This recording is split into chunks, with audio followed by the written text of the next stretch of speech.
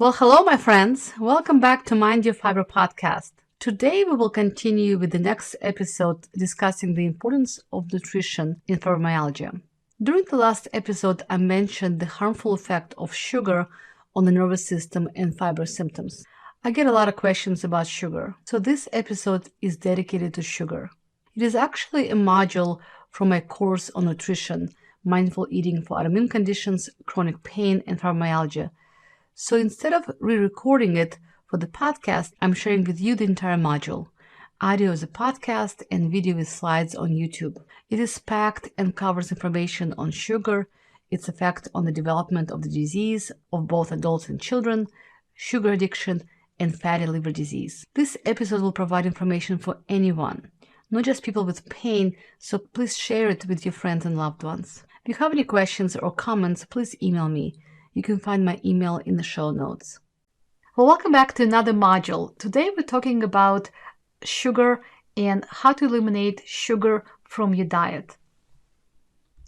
It is probably one of the most important modules of this entire training. If you don't do anything else for your health, removing or eliminating sugar from your diet will yield the best result and will improve your symptoms. When I talk about sugar, I'm also talking about other sweeteners, including highly refined sweeteners like corn syrup, as well as molasses, brown sugar, any kind of syrups, as well as honey. Anything that's refined or concentrated and it raises your insulin rapidly is named sugar in this lecture. So the American Heart Association suggests an added sugar limit for a reason. Sugar causes a lot of inflammation and worsens many conditions. So how much sugar is too much in a day? For women and children between ages 2 and 18 years of age, no more than 100 calories per day, or about 6 teaspoons or 24 grams of sugar per day. It's easy to count teaspoons. 4 grams of sugar is 1 teaspoon, and children under age 2 should not have any sugar at all. Men can consume up to 9 teaspoons per day, but in reality, both men and women consume about 24 teaspoons of sugar per day. There's absolutely no nutritional need or benefit that comes from eating added sugar, only pleasure. Eating a lot of added sugar early in life is linked to obesity, high blood pressure, and type 2 diabetes in adults. So if you have a child who consumes a lot of sugar at a young age, and some children consume a lot of sugar before age 2, they're being put at risk of developing chronic conditions later in life. Also, we see a lot of children now being obese, some of them extremely obese, and we also see an increase in diabetes rates in children, including toddlers. So if you're noticing your child eating a lot of sugar, it may be in the form of cereal or in the form of sweet milk like chocolate milk or strawberry milk at school, just be aware that sugar consumption in children is linked to health issues in adults. So when we talk about added sugar, we're talking about the sugar that's being physically added to that food. It is not a sugar in an apple and it's not a sugar in a banana, but really a sugar in any baked goods or any foods that have sugar like yogurt or drinks. For example, one apple, a sweet apple, will have 2 cubes of sugar, two servings of sugar, versus a banana. Banana will have more sugar because it is starchy, but it's still not added sugar. It is not as bad for your health as something like a donut or a pastry. As you can tell, those desserts have way more added sugar, not natural sugar, in them. And why is it important? Overconsumption of sweet foods leads to many chronic conditions, but also our body does not process foods in the form of added sugar as well as it does foods with fiber like an apple. No one ever told me, oh, I couldn't stop eating apples. I ate a bushel of apples and I just could not stop eating. But I can tell you, I have eaten pastries and cookies and cake, and it's easy to overeat those sugary desserts. It is easy to eat more than one donut. It is very easy to eat more than one cupcake. Not so much with bananas or apples. So those highly processed foods that we consume and often consume on a daily basis are highly inflammatory. They are and also have many calories. How much sugar are in the drinks? I can tell you many people do not count drinks as food, but in reality, many drinks have a lot of sugar and a lot of calories from sugar. So, for example, sweet iced tea will have more than 8 to 10 teaspoons per servings. Slushy can have up to 25 teaspoons per cup. Lemonade, even though it is lemon, is a fruit, it has mostly sugar, up to 16 teaspoons per bottle. Soda has as many, if not more. So if you're drinking lemonade thinking that you're eating a healthier or drinking a healthier alternative, just know that you're drinking as much sugar as Coca-Cola, for example. Some drinks and juices will have as much sugar as several Snicker bars. Some juices are very concentrated. It takes a lot of fruit to make a cup of juice. It takes several apples to make a cup of apple juice. Apple juice has no fiber, has a lot of sugar, and you will likely not eat 6 to 8 apples in a row, but you can easily consume as many apples in a cup of juice. Also, cereal. Many of my patients struggle with being overweight or having inflammation, and yet they eat a lot of cereal. Cereal is loaded with sugar, and even the healthier alternatives, organic cereals or bran type, or even instant oatmeal has a lot of sugar. An average box of cereal contains almost 20 grams of sugar for every 100 grams of cereal. And I can tell you, most people, including most children, do not consume one serving of cereal at a time. Americans consume about 10 pounds or 160 bowls of cereal per person each year. That's a lot of cereal. Also, cereal is usually eaten with milk. Milk has also a lot of sugar in the form of lactose, and some people are also intolerant to milk and they don't know it. Milk can be very pro-inflammatory as some other type of dairy. So when you're consuming cereal every morning and you think that you're doing yourself a favor, think again, read the label, look how much sugar you ate in the morning, and also notice how soon you will be hungry again. Many teachers complain when children come to school, they are already hungry because they ate cereal for breakfast, a bowl of cereal with some milk, and that's it. They don't have protein, they don't have fat, and within half an hour to an hour later, they are already hungry. They're having a sugar crash after eating a lot of sugar for breakfast. So why is sugar so bad for you? Sugar is implicated in many conditions.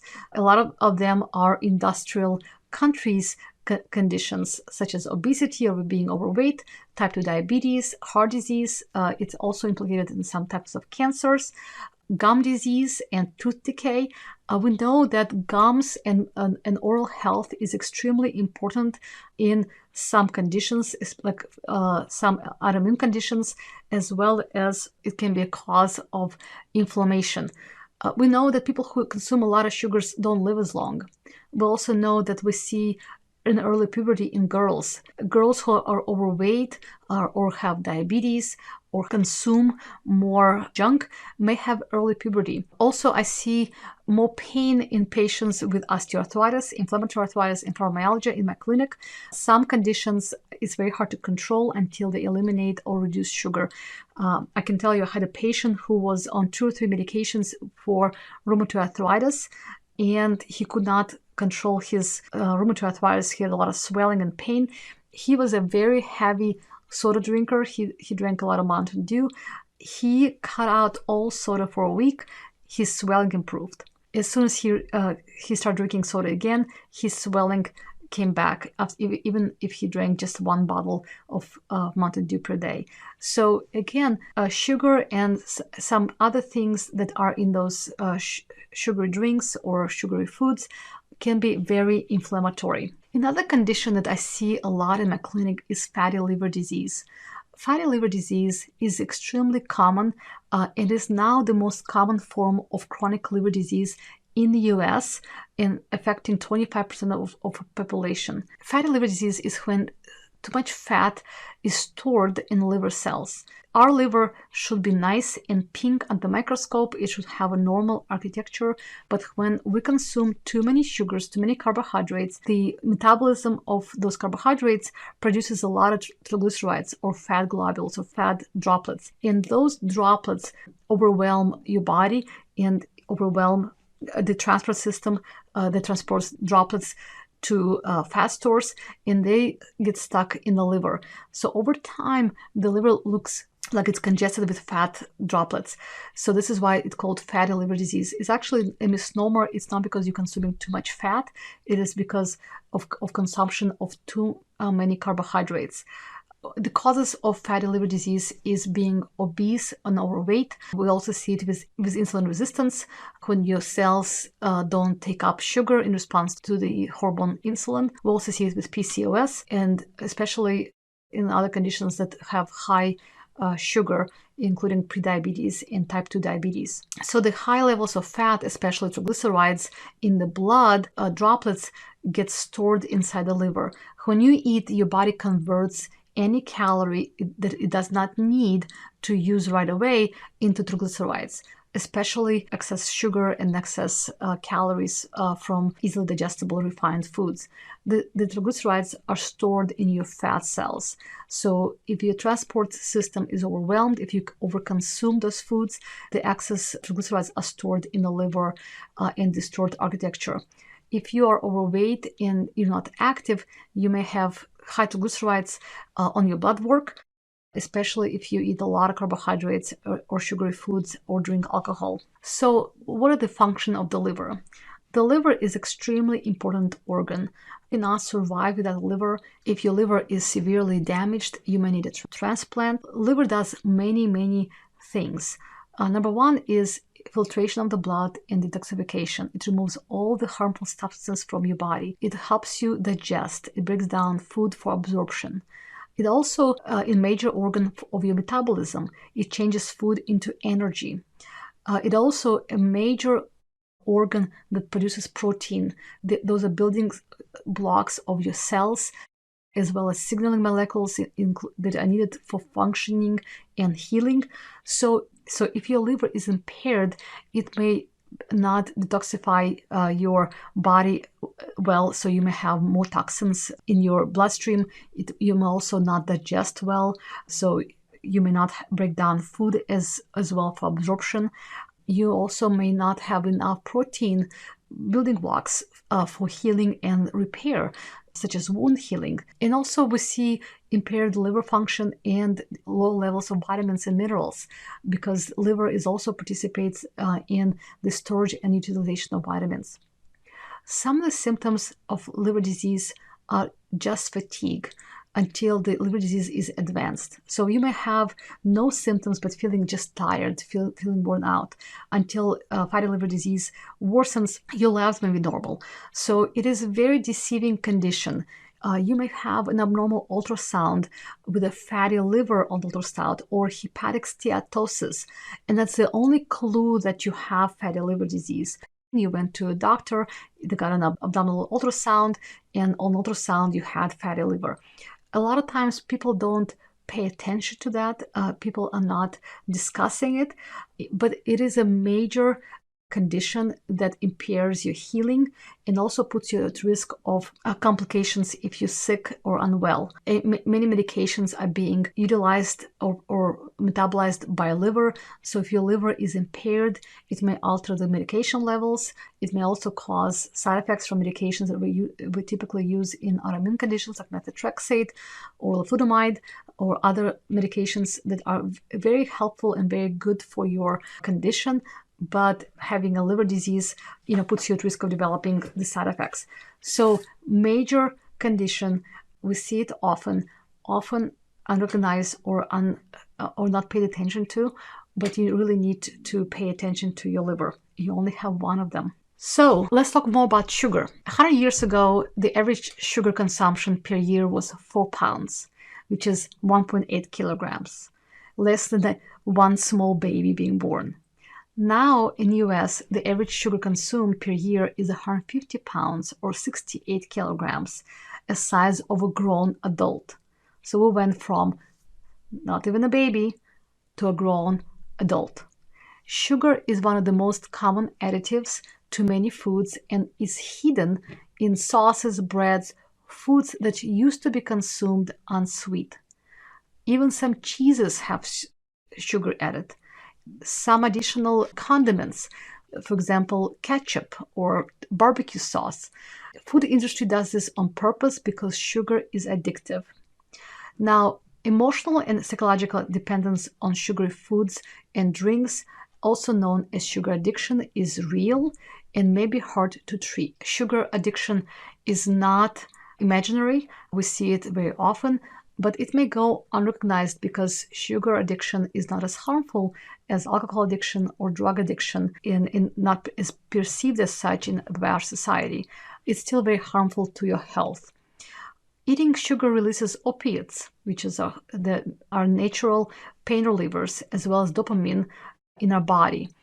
Dopamine is a reward neurotransmitter or brain chemical. This is the link between added sugar and addictive behavior. Dopamine is a neurotransmitter, which is a key part of the reward circuit associated with addictive behavior. Approximately 75% of Americans eat excess amount of sugar, many of whom could be classified as having a sugar addiction. Some studies suggested that sugar addiction is real and sugar can be as addictive as cocaine. Hard to believe. Sugar consumption can create a short-term high and a spark of energy in the body. And after that, you may have a low, and that will produce a craving for a sugar high. Like other compulsions and behavior addictions, sugar addiction is a special risk for people with chronic pain, anxiety, depression, stress, and history of trauma. People who suffer from constant tiredness or fatigue also eat more carb-rich sugary foods for an energy boost. People may begin to crave sugar to balance irritability, emotional lows, and other feelings. I'm sure we all felt sugar hangry at times and needed some sugar. Now, all addictions are complicated. We have biochemical and physiological components as well as relational and attachment component in addiction. If you are addicted to sugar, you are most likely sugar sensitive, someone who has a biochemical sensitivity to sugar. In your body and brain, sugar acts like a toxic drug. Eating it makes you crave more, and once you start eating, you may find it's hard to stop. Your sensitivity to sugar may arise from low or volatile blood sugar, unhealthy gut, for example, hormonal imbalances like insulin imbalance, diabetes, or brain that is low in neurotransmitters like dopamine and serotonin, as we see in depression and other mental health conditions. Addictions also have an emotional component. These are deep, unmet emotional needs for understanding, validation, empathy, love, compassion, and care. Addictions are also relational, how connected we feel to each other, to ourselves, to spirit, God. In absence of loving connections, we seek out substitutes in form of addictions. Not just food addiction or sugar addiction, but also alcohol, drug addiction, etc. Sugar addiction can be learned. Sometimes it is inherited, and sometimes it is triggered by early trauma. Most often, sugar addiction is not your fault. Something happened to you while you have this sugar addiction. If your parents tend to overeat sugar, you may inherit this trait. Some studies showed rats having genetic predisposition to overeating and addiction. Also, early trauma appears to influence the way our bodies handle sugar, and more specifically, how insulin rises when we consume sugar in any of its form, whether it's from alcohol, starchy foods, or sweet substances like sugar. So normally the hormone leptin, as we talked before, is secreted in response to a burst of insulin. This tells your brain that you are full, you had enough food. But when insulin levels are chronically elevated, for example, people overconsume food, they eat too much sugar, or they're under chronic stress, or they have insulin resistance, some people's receptors will begin to block the leptin. It is secreted but never causes the full feeling, resulting in food cravings and constant feeling of hunger. Often I hear from patients, I feel hungry all the time. I don't know why I just ate, but I need to have another meal. That's often because of the insulin resistance and also because of the leptin dysregulation. Trauma causes hormonal and neurological changes that interact with genetic, social, and behavior stuff. The stuff that was always assumed be the whole cause of the weight problems. Oh, it's your genetics. It's your mom was obese, that's why you're obese. Or social, or you're surrounded by people who overeat or eat wrong foods, or behavior, you comfort or stress eat. But many times people or my patients will have the trauma that induce the hormonal changes, that also in the environment with poor social support or genetics or behavior issues just combine and make it an overwhelming condition to treat. Very often, sugar addiction may start as early as childhood. It may be the only way a parent knows how to show her love to a child or reward a child for good behavior. Parents also may be feeding children sugar because she wants to eat sugar. So she doesn't feel like guilty buying sugar just for herself. I see this with some people who have young children and the children eating a lot of sugar, a lot of candy, a lot of soft drinks because the parent doesn't have the boundaries to tell the child no. But also the parent may feel guilty that they're setting a wrong example. So it's much easier to the whole family eat sugar than just a parent. Parents may not be aware of how much sugar a child consumes. It's because it's not just sweets, also added to cereal, yogurt, condiments like pickles, bread, ketchup, etc. Also, a child may be a picky eater, and she or he is rewarded with sweets after finishing a meal. Child may be cranky, needy, emotional, and she may be calmed down after she eating sweets. Again, this reward and feeling pleasure from sweets starts early. Children can self-regulate with comfort foods just like adults do. And also, the calmer child can give a parent a break. So if the parent cries, if the child is needy or emotional, giving something sweet will give a parent a break. Child's nervous system is dysregulated due to trauma, emotionally unavailable parent, a parent who lacks boundaries, parenting skills, nutrition education, understanding of how to provide emotional support to a child without utilizing food. This child may grow up regulating herself with food and sugar. If the parent self-regulates with sugar, she may regulate her child with sugar. Our society also rewards and creates positive experiences using sugar. Birthday parties with cake, after-school snack, post-game sugary treats, gummy bears, cupcakes, donuts. The child finds the way to fill the emotional gap and practices reward system using sugar. So people who experience emotionally stressful situations like chronic pain or chronic illness, relationship or work stress often turn to sweets to comfort themselves during the difficult time. Those who turn to sugar to deal with emotional issues are more likely to become addicted. Not everybody who eats sugar is a sugar addict, but many people who overconsume sugar may find themselves being addicted to sugar. Other indications of sugar addiction for emotional relief are weight gain and difficulty focusing on daily responsibilities. Sugar addiction and binge eating are often go hand in hand. Binge eating is eating too much and too fast, followed by feeling guilty, ashamed, and disgusted by those actions. Binge eating can be an eating disorder. So if you're having those tendencies, you have to speak to a mental health professional or primary care. Also, this can damage self-esteem, cause feelings of helplessness, and low self-worth. This in turn leads to more sugar consumption and more severe sugar addiction. Again, sugar addiction and alcoholism. As I said before, not everybody who consumes sugar is a sugar addict, just like not everybody who drinks is an alcoholic.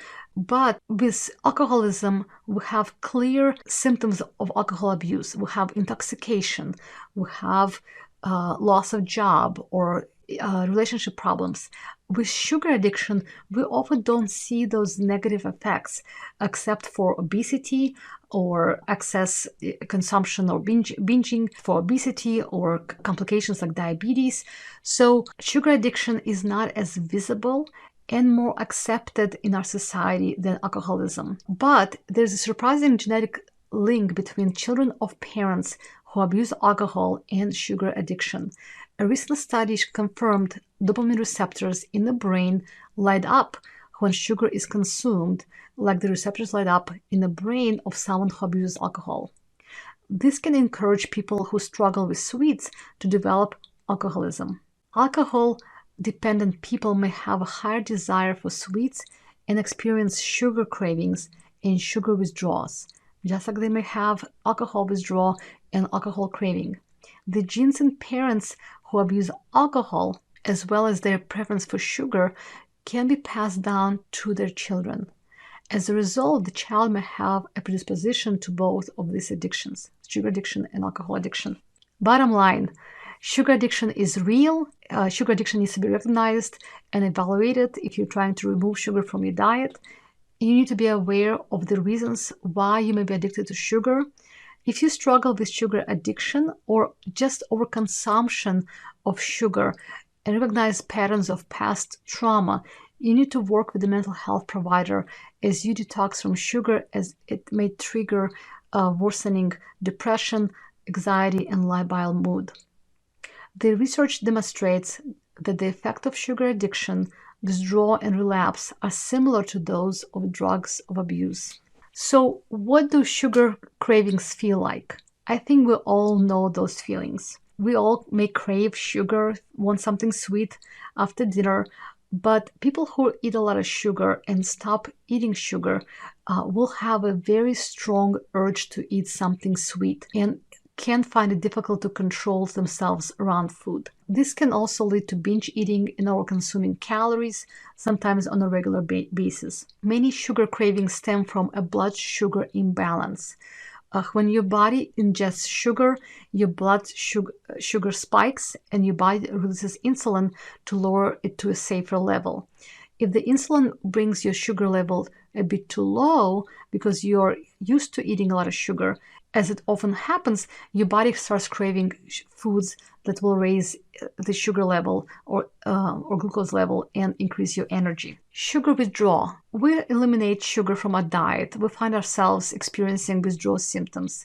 Usually the symptoms are irritability, fogginess, moodiness, and low energy. Good news is that those feelings are rather temporary, but withdrawal and cravings can be very intense. Many people choose to go back to eating sugary foods because they need to stop the cravings. Mayo Clinic recommends taking at least a 2-week break from sugar to reset your body and reduce your craving for sugar. Sugar withdrawal is real and improves with time. Usually after a week, it's not as intense. After 2 weeks to 3 weeks, you start craving less and less.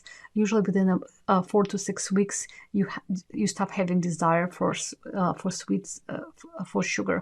So you may do it cold turkey or gradually, but you need to give yourself a deadline. How to kick a sugar addiction? Number one, be aware of how much sugar you consume. Make an honest list of what you eat and drink. If you don't know, it's hard to change. If you're not honest with yourself, again, you will not be successful. Make a plan and stick with it. As a first step, stop soda and any sweetened drinks first. It may be sweetened coffee or tea. It may be chocolate milk or cocoa.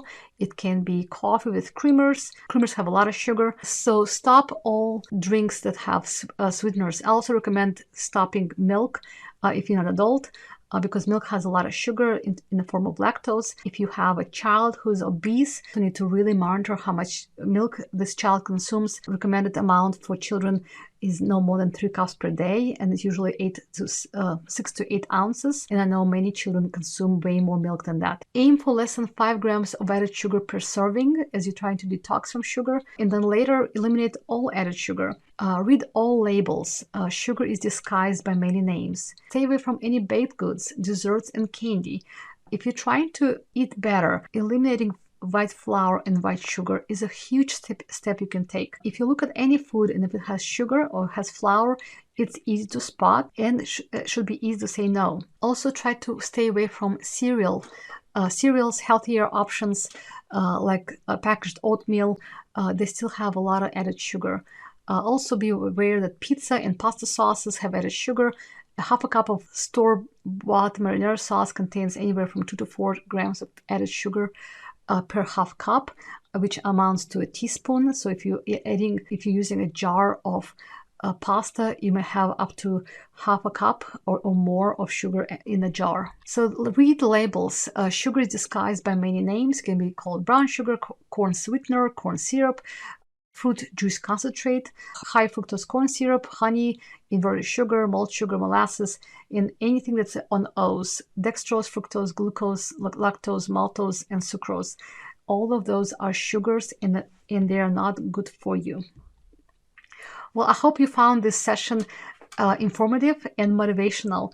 I know sugar addiction and consumption of sweets is a problem for many of us, including me.